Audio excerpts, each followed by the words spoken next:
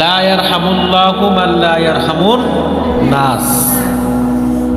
আল্লাহ তাআলা কি করে?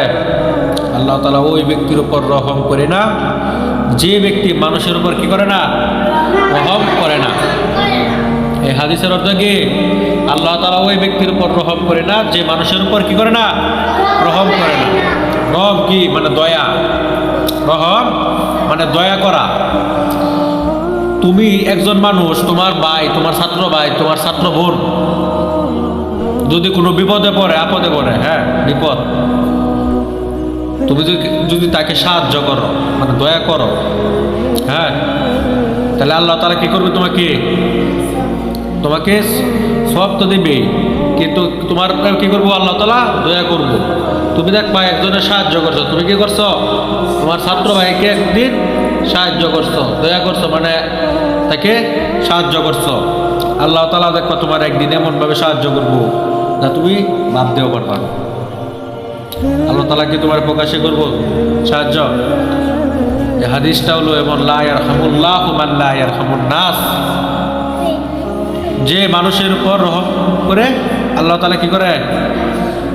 আল্লাহ তাআলা তার উপরে রহম করে। সুবহানাল্লাহ।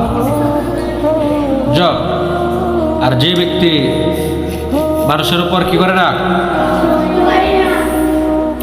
আল্লাহ তাআলা ওই ব্যক্তির উপর রহম করে না যে মানুষের উপর রহম করে না। তুমি মানুষ, আর তুমি যদি মানুষের প্রতি রহম করো তাহলে কি করবো? আল্লাহ তাআলা তোমার উপর রহম করবো। রহম মানে দয়া। তুমি যদি মানুষের প্রতি দয়া করো তাহলে আল্লাহ তাআলা কি করবো? আল্লাহ তাআলা তোমার উপর দয়া করবে। ঠিক আছে? আজকে থেকে আমরা কি করব? একে অপরকে সাহায্য করব। ঠিক আছে? একজন আরেকজনকে সাহায্য করব। তার যদি কোনো সমস্যা হয় তুমি চেষ্টা করবা তাকে সাহায্য করার জন্য। ঠিক আছে?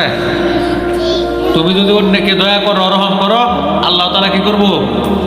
তোমারেও দয়া করব, রহম করব। ঠিক আছে? আল্লাহ তাআলা দেখবা তোমার এমন বালা মুসিবত থেকে উঠাই দিব তুমি চিন্তাও করতে পারবা না। বুঝছো? আজকে থেকে আমরা কি করব?